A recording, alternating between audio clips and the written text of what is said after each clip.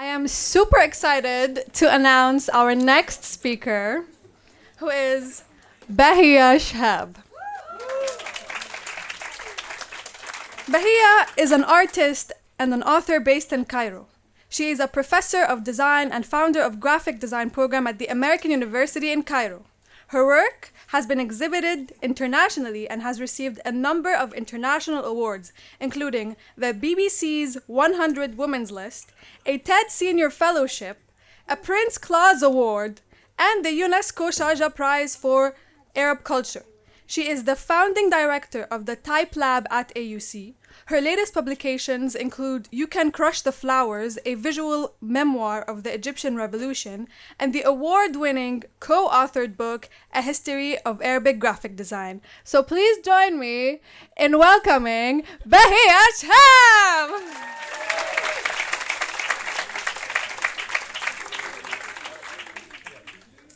I'm not Bahia. Hello, thank you so much for inviting me. Thank you, Yara, Khajak, Leila, everybody for hosting us tonight. It's so lovely to be with you. I have a small confession. I studied 4 history courses in this hall, and I failed one of them, and I'm an art historian now, so... So you never know where life will take you. If you're a student, just keep trying. I have lots of exciting things to talk to you about today, but we will start with calligraphers and the tradition of calligraphy. I have a lot of slides to share, so if we run out of time, we can do the Q&A later. But the tradition of calligraphy, as you all know, is quite ancient. It's over 1,400 years, maybe more. I will share with you the history that we've documented in the History of Arab Graphic Design book today, but also we will look at other aspects of the letters and design. So the first calligrapher we documented, there are many others. There are, thousands of calligraphers all around the world, but those who we documented in the book was because their work was quite impactful to their society. So Yusuf Ahmed was a teacher of Kufic and in the Royal School of Scripts in Cairo. And a lot of the Kufic revival that happened at the turn of the century was thanks to him. These are some examples of his work. This is an important book cover by, the author is Yusuf Ahmed, and this is when everybody started becoming interested in developing Kufic again. Mustafa Beg Ghazlan was also one of the royal court calligraphers, and there was the Ghazlan Diwani, so he's the one who was working on the monograms. There were others. These are some examples by Muhammad Murtada. But what's nice about the community of calligraphers, and these are the three more calligraphers I will be sharing with you today, is that this is the last school who was migrating between the royal court and the commercial world. So they were navigating these two spheres quite beautifully. So the 3 people we will be looking at now, you can see them in these pictures. Their names are there. The first one is Muhammad Hosni, and he's the one who invented the royal كتابة التاج بالاسم الملكي. This is one example of his design work that's more commercial, that's not really for royalty. So you're seeing this transition. He was working on ads that were appearing inside magazines or newspapers, headlines, and Quranic verses.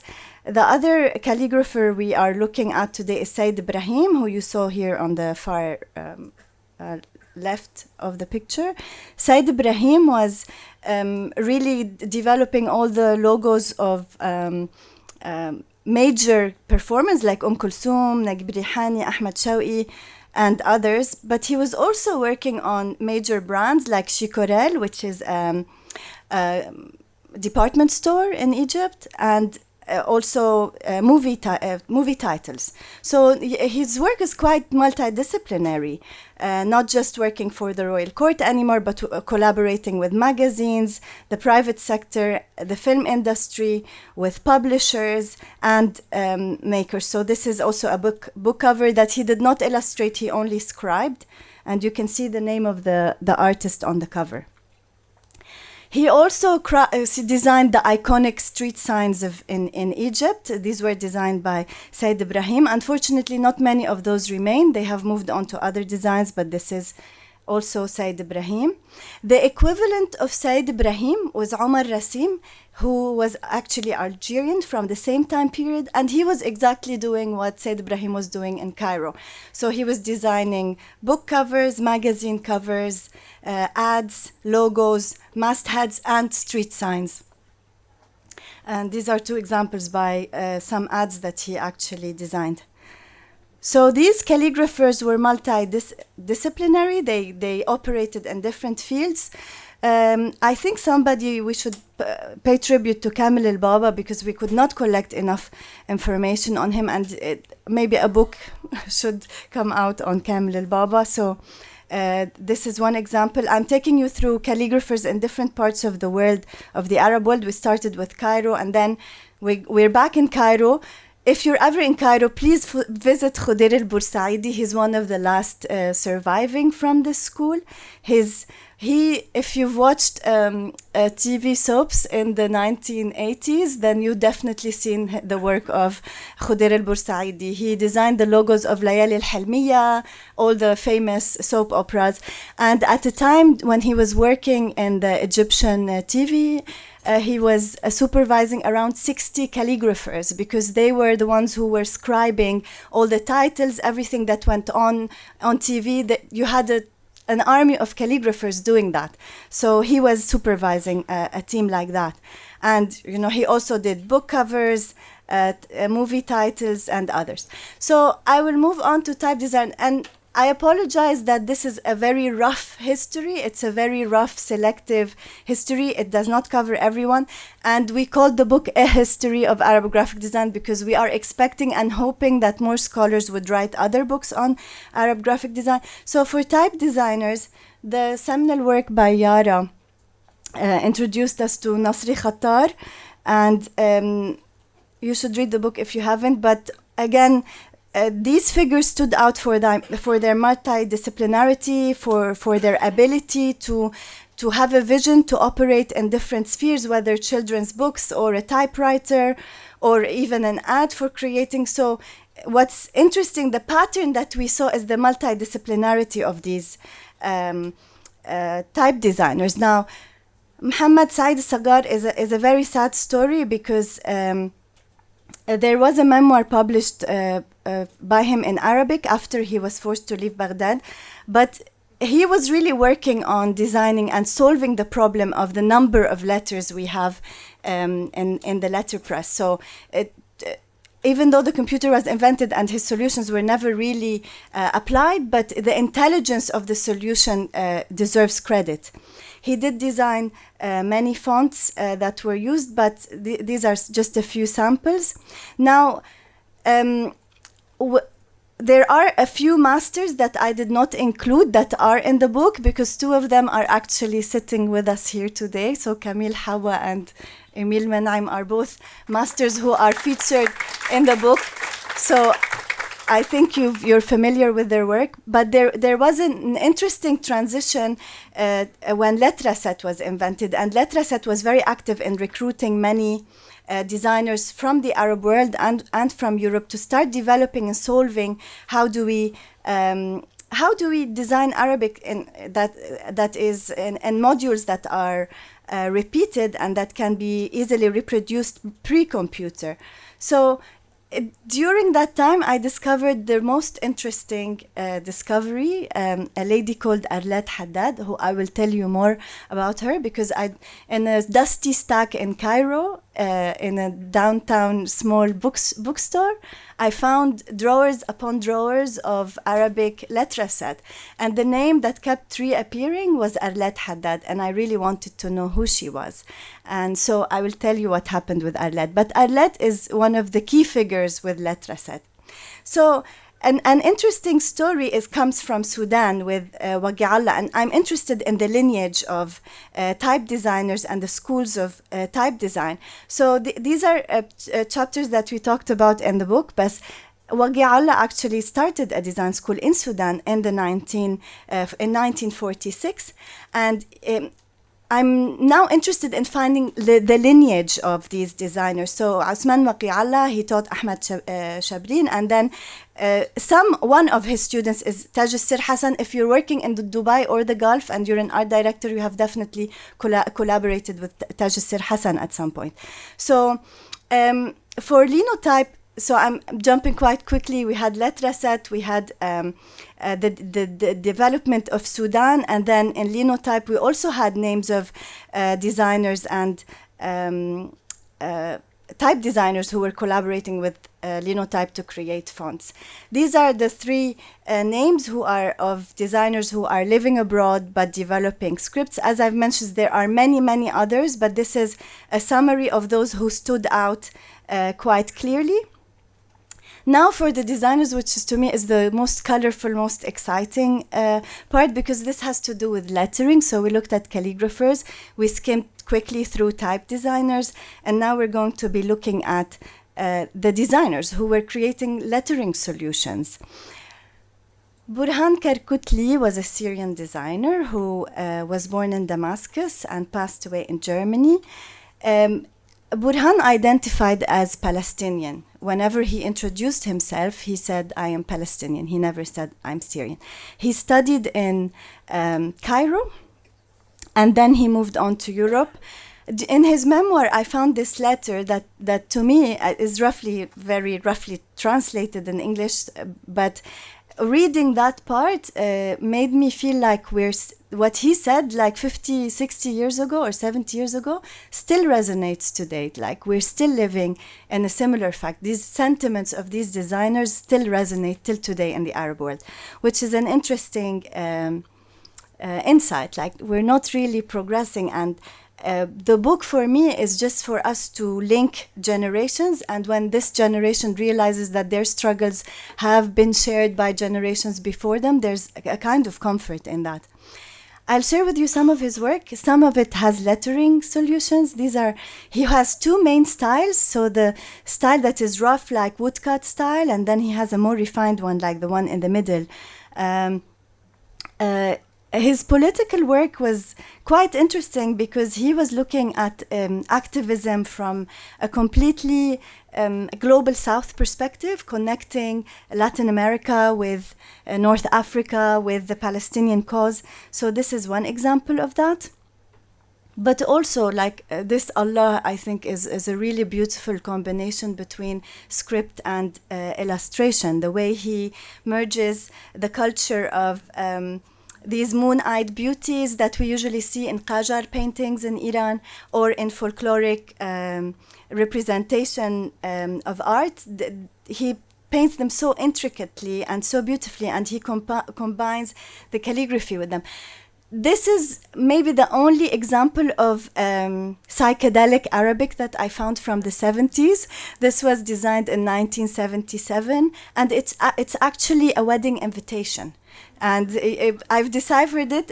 I think we published that somewhere, but I took like a few days to read it, but you can read on top الحب والتسامح رسم برهان كركوتلي Frankfurt 1971. So it's beautiful how he always has these little stories, like the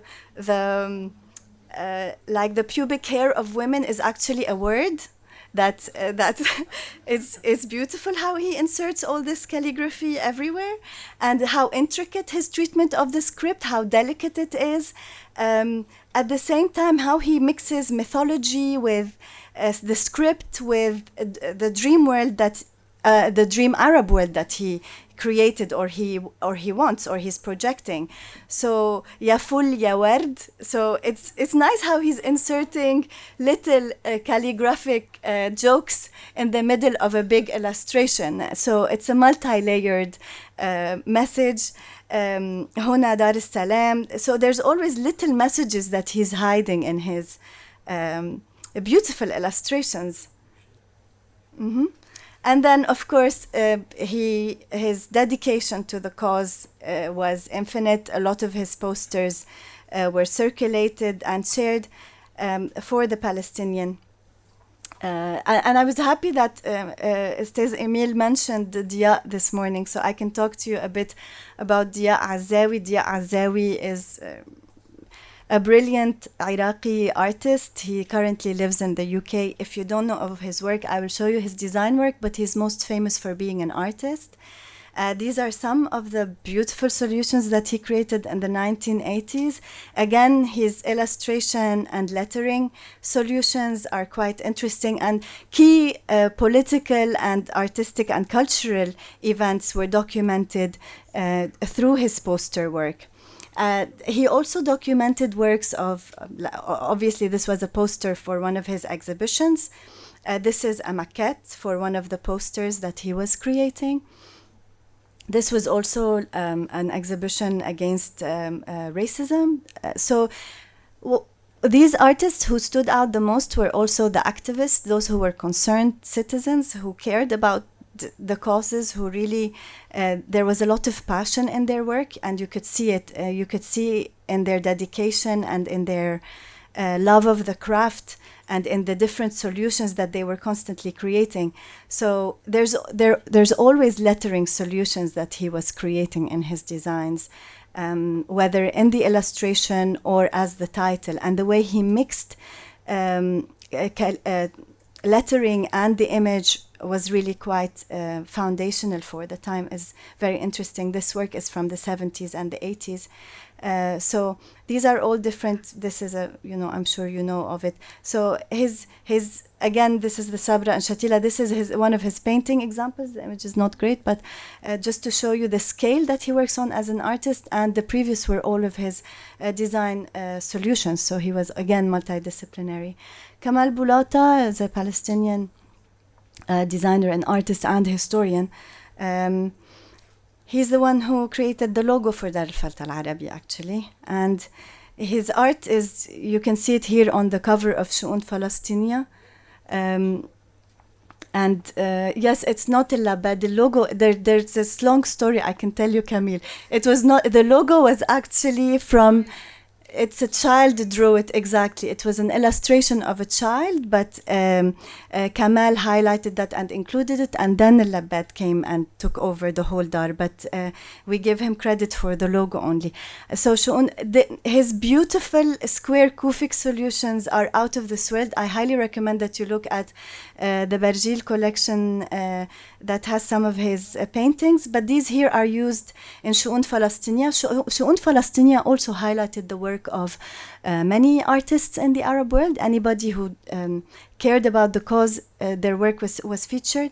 His solutions were also, in terms of logo styles, in terms of posters, were quite interesting for the time that they were created in.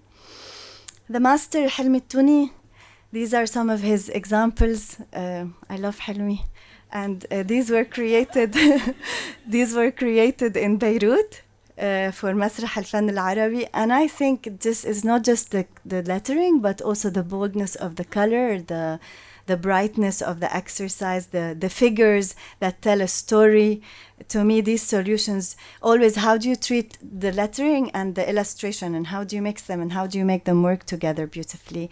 This is an award-winning series, and you can see it kind of, there is resonance between his work and Burhan Karkutli's in a way, where there's this intimate filling of the negative spaces all the time.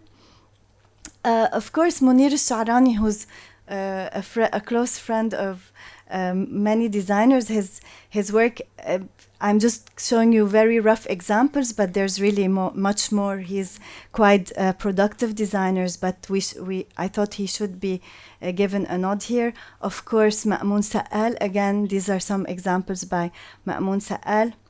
And remember, I told you Taj al-Sir Hassan from the Sudan school. These are some examples by Taj al-Sir Hassan, who also designed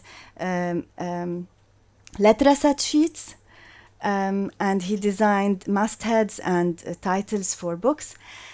I come to this example because to me it's one of, like, when I came across, this is a banned book, and I decided to show you the whole book because even though it does not have Arabic script in it, I think you should see what was going on in 1982 in the Arab world. Shemal Yamin was illustrated and art directed by Mohammed Higi, and it was a critical book. The only copy I found was in a library in Rabat in Morocco. And he collected poems that were very critical of the military regimes all over the Arab world. And he created illustrations and he paired them with poetry from the left. So all of these critical, there's a lot of conceptual work that took place into this. And the covers and the pairing with the different poets that he chose to pair them with is a very interesting exercise. This is some of his calligraphic work or lettering work for Nashr al-Arabi. These are some of the book covers he created. But to me, Shemal Yamin is really a milestone book that somebody needs to reproduce at some point in time. I'll move on to the artists because I believe that artists are also the souls of like the reflection of their societies. And we have an abundance of artists. I'm only highlighting a few today who have dealt with the Arabic script creatively. Rashid Quraishi is Algerian. He comes from a Sufi family, and he mixes Berber culture with Sufism, but also the Arabic script in very experimental forms. He's an extremely established artist. He also works across mediums. He does installations, he does light projections, he does all sorts of different interventions, but always the script is a key element, even though it's not legible, as you will see in in many of his exercises. So here you can see the mixture of Amazigh with the Sufism, with Islamic ancient manuscripts. So all this visual translation, to me, is a very interesting exercise in how to play with the script and how do we make it creatively manifest.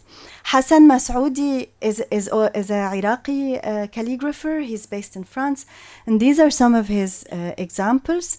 And what's interesting about Hassan Masoudi, who's a great master, is also his publishing. He's published quite a lot. He's also a teacher, and he's interested in documenting, preserving, and disseminating knowledge about the Arabic script.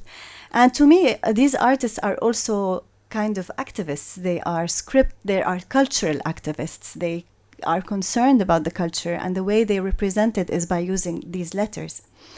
And Jim Mahdawi is a Tunisian artist. He's quite influential. You'll see now when you see his work, you'll realize that he is the most copied, actually. Everybody has copied Jim Mahdawi.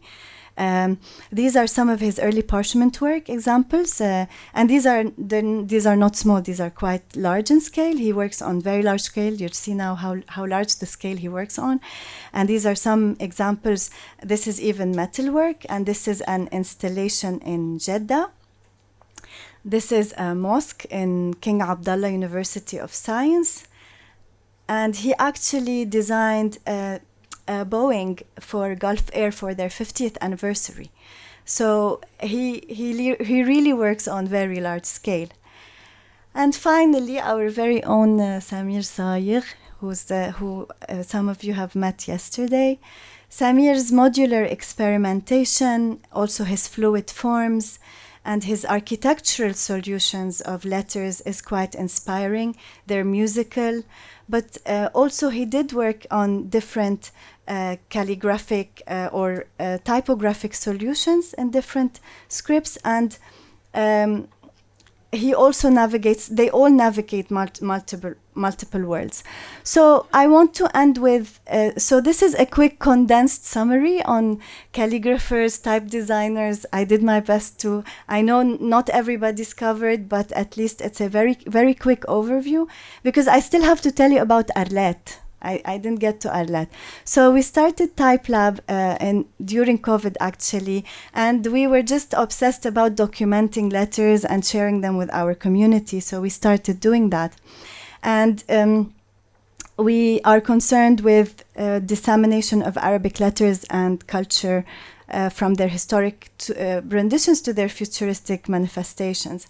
So on International Women's Day, we just very quickly, Sarah created a small post and posted it for Women's Day. So, and I wasn't even like, we thought, okay, we have to pay tribute to women. A few months later, we said we're going to organize something called Ladies of Letters, because we have to pay tribute to the women who are, you know, working on the Arabic script. And this is where I found the number of Arlette Haddad, and I called her. She's living in London. She's 70 years old, and she has been designing letters for 40 years, and nobody knows much about her. So we invited Arlette, and we invited Azza and Naima, who's going to be speaking next, and Yara. And we invited Noha Abu Khatwa, who's a script historian, and she talked to us about women calligraphers from the Mamluk era who are undocumented. And that was a beautiful talk, so you can find it online. But we also featured stories by different designers who are also, some of them are here today. And we wanted to show women as designers, as type designers, as lettering artists who are involved in their community and who rarely get a platform to talk about their work or to showcase their work collectively and together. And those who couldn't make it for different reasons, we shared posts about them. And we shared, some of them got double featured because they're special. Wasta. And then I think this community is still growing, but what resulted from that is a really exciting project that I'm excited to tell you about, and two of my co-researchers are actually here today. On one of the talks online, I apologized for not featuring enough Arab women in the History of Arab Graphic Design book, that only 5 women, and I felt quite ashamed because we did not have the budget or the time to look for the women. And on one of the online talks, I was apologizing, and I said, I'm sorry, but my next book will be about Arab women designers. And Huda was online, and she said, are you sure? I said, yes, I'm sure. She said, okay. So Huda did something about it. We've been collaborating with Yasmin Ta'an, who's here today, and Sukaina Hashim from Morocco. The 4 of us created 6 online panels between February and April. We've interviewed around 84 women designers, and the book is hopefully coming out next year with Khat Books. Thank you.